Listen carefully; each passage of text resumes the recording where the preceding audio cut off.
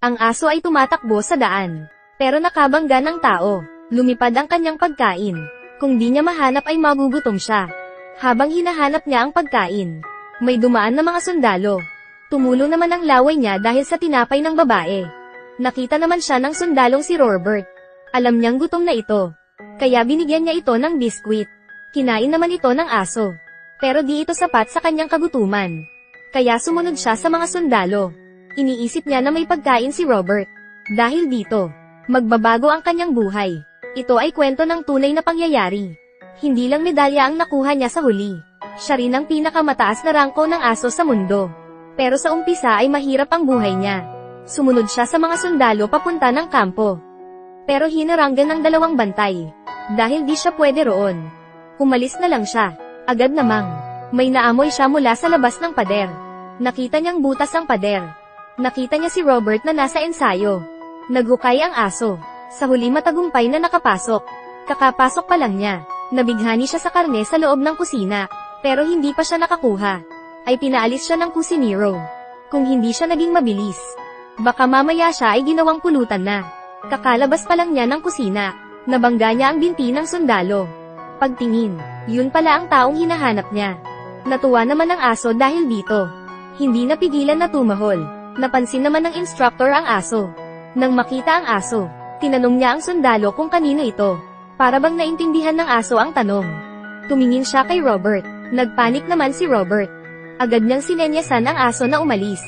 Pero nagulat si Robert, dahil hindi naman pinaalis ng guro ang aso. Sinabihan siya na alagaan niya ito. Sa command ng leader, tumindig din ito ng tikas gaya ng sundalo. Dahil kakaibang aso siya, pati ang leader ay napatawa. Kaya ganito, nagsimula na si Robert ang aso sa buhay nila.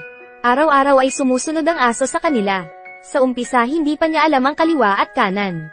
Pero sa pagtagal ng oras, unti-unti na ring natuto ang aso. Kahit anong command ng leader, magagawa niya ang kilos na ukoy dito. Kahit sa mga drill ay hindi rin siya magpapatalo.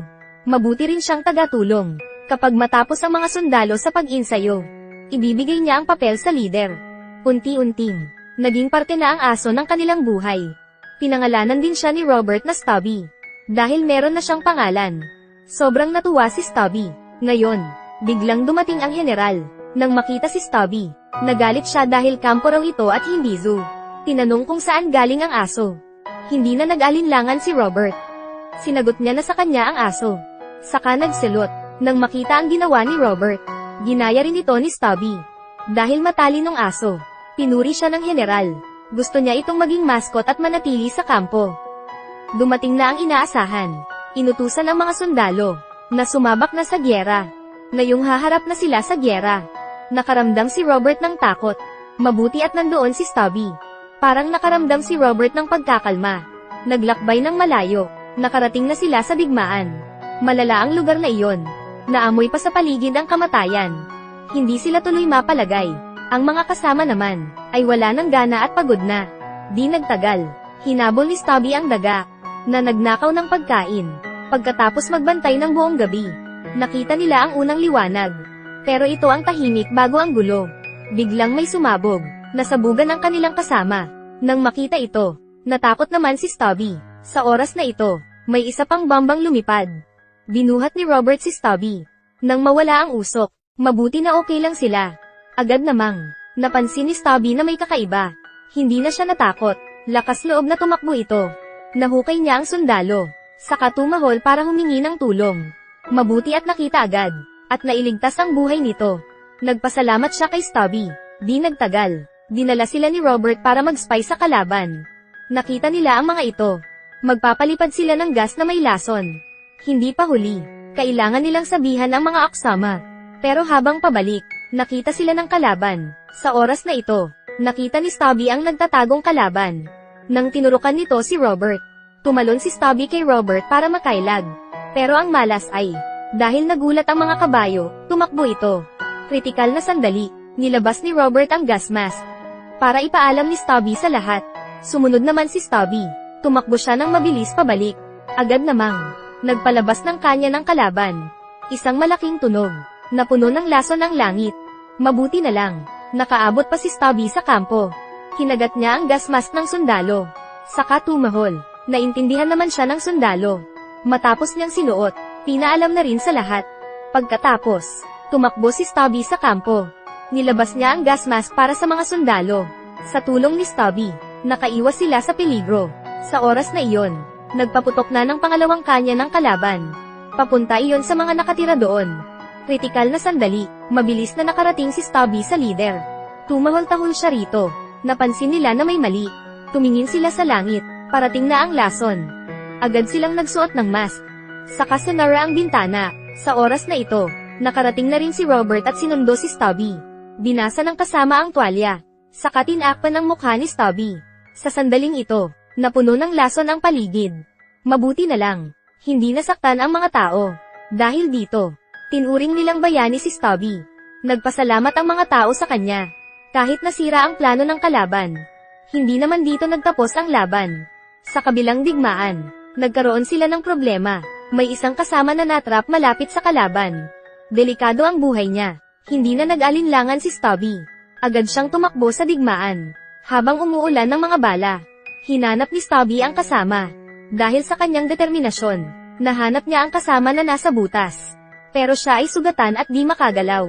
Humingi naman ng tulong si Stubby. Nang makita ang lokasyon, nagpalabas sila ng mga smoke bombs. Habang may usok, agad nilang kinuha ang kasamang sugatan. Dahil matapang si Stubby, sobrang natuwa si Robert. Simula noon, lagi nang pinag-uusapan si Stubby. Sinunod na rin siya ng iba, para magpasalamat sa ginawa ni Stubby. May nagtahi ng damit para sa kanya. Ginawan din siya ng gas mask. Ilang buwan pa, ang labanan ay naging mas malala pa. Gusto silang patayin ng kalaban. Inatake na sila. Sa gitna ng laban, may 3 kalaban ang gustong magnakaw. Pero umatake si Stubby. Walang takot na lumapit si Stubby. Nang hinabol siya ng mga kalaban, nasa likod pala sina Robert. Sa pagkakaisa nila, nakontrol nila ang 3 kalaban. Di nagtagal, naghagis ng bomba ang kalaban. Napadpad ito sa likod ng sundalo. Kritikal na sandali, mabilis na kinuha ni Stubby ang bomba. Matapos sumabog, nakahiga na lang si Stubby sa lupa. Dahil malala ang sugat, kailangan siyang dalhin sa ospital. Simul nang umalis si Stubby. Namimiss siya ni Robert palagi. Minsan nai-imagine pa niya. Pero sa huli ay nadismaya lang. Ilang buwan pa, unti-unting gumagaling si Stubby. Namimiss niya rin si Robert. Kaya lumabas siya ng ospital. Hinanap niya si Robert. Nahirapan makabalik sa dating lugar. Dahil nawasak na ito, wala na roon si Robert. Pero di siya susuko. Kahit na may sugat ay nagpatuloy pa rin. Hindi rin maayos ang kalagayan ni Robert. Nagkasakit si Robert. Delikado na rin ang buhay niya. Susuko na sana si Robert. Biglang may dumating sa harap niya. Nang makita si Stubby, nagkaroon ng pag-asa si Robert. Sa tulong ni Stubby, unti-unting gumaling si Robert. Ilang buwan pa, bumalik sila ulit sa digmaan. Habang nagpapahinga, napansin ni Stubby na may mali. Sinundan niya ang pang-amoy. Nakita nila ang isang suspesyadong tao. Tinulak niya si Stubby. Mukhang may masamang mangyayari. Mabuti at nakarating din sina Robert. Isang spy pala ito. Palihim siyang pumasok para makakuha ng impormasyon. Dahil sa katapangan ni Stubby, nagpasya silang gawin siyang sergeant. Ang kanyang kwento ay kumalat na rin sa mga balita. Di nagtagal, nakatanggap sila ng mabuting balita. Sumuko na ang kalaban. Ibig sabihin tapos na ang digmaan. Matapos ang ilang taon ng labanan, sa wakas nakauwi na rin sila. Pagbaba nila ng barko, nakatanggap ng pagbati si Stubby. Dahil sa pagiging dakilang aso, pinupuri pa rin si Stubby.